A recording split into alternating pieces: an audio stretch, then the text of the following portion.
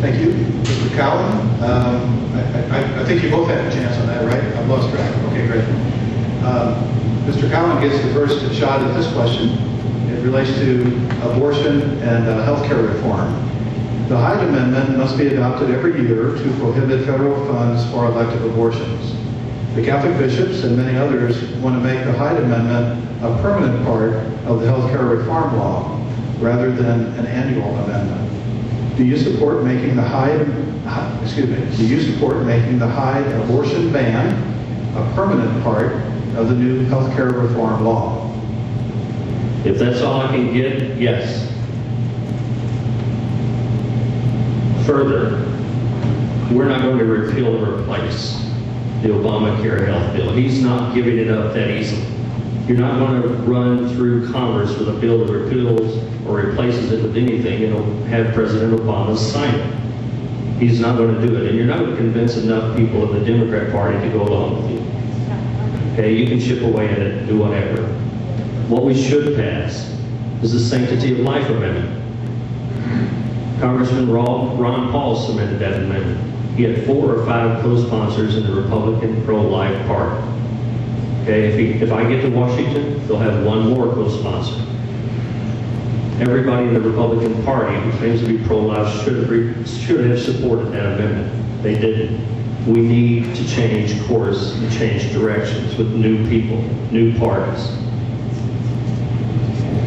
Yes, I don't believe any taxpayer dollar should have been spent for the destruction of human life. So I'm very, very supportive of the Hyde Amendment, and I do believe it needs to be permanent and included in any healthcare legislation or a standalone bill. Absolutely. Mr. Cowan, anything back on that, or did we cover it? Great. All right, we'll have Ms. Hartzler then. We'll start off with this one. The subject matter is banning public funds for embryonic stem cell experiments. So-called embryonic stem cell research destroys human life at the earliest stage of development. Recently, a federal judge blocked an executive order by President Obama that would have authorized embryonic stem cell research. Do you support current federal law that bans federal funds for research that destroys human embryos? Absolutely. It's the same principle as the Hyde Amendment. I don't believe any public funds should be used for the destruction of human life. Embryonic stem cell research is the destruction of an embryo, which is a human life. I do support ethical adult cell research. And that, interestingly, as we all know, is where the real treatments are, where the cures are coming from. So I still scratch my head and wonder why researchers are continuing to throw money, whether it's our money or their money, at embryonic stem cell research when there are no cures and treatments coming from that. But I think we all are for ethical treatments, and that's certainly where I stand. Back in a few years ago, when we were voting on the cloning amendment here in Missouri, it's kind of similar in somatic cell nuclear transfer.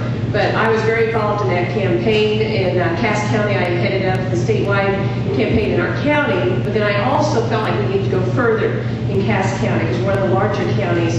And so I formed an own committee called Cass County Citizens for Ethical Cures, and I recruited doctors and nurses and healthcare professionals and leaders in the community willing to put their name to an ad in the newspaper saying, we do not support this and here's why. And we raised $10,000, we had ads in the newspaper, plus we had enough money to send out a direct mailing. And our goal was to defeat it in Cass County, and we did. We're very thankful for that. Unfortunately, it did pass statewide, but I'm very much a supporter and defender of life and for ethical treatments and cures, not unethical. We shouldn't fund embryonic stem cell research, period. Anything else, or have we covered that? All right. I think first on this is Mr. Cowan, defending marriage. A federal court recently struck down a California law defining marriage as being between a man and a woman. The judge ruled the law discriminated against homosexuals. If the U.S. Supreme Court takes the same view, it will overturn the state constitutional amendment in Missouri and many other states that define marriage as solely between a man and a woman. do you support an amendment to the U.S. Constitution that would define marriage as solely between a man and a woman? No, I don't think we should legislate on that. Constitution Party and I believe that God has ordained marriage between a man and a woman.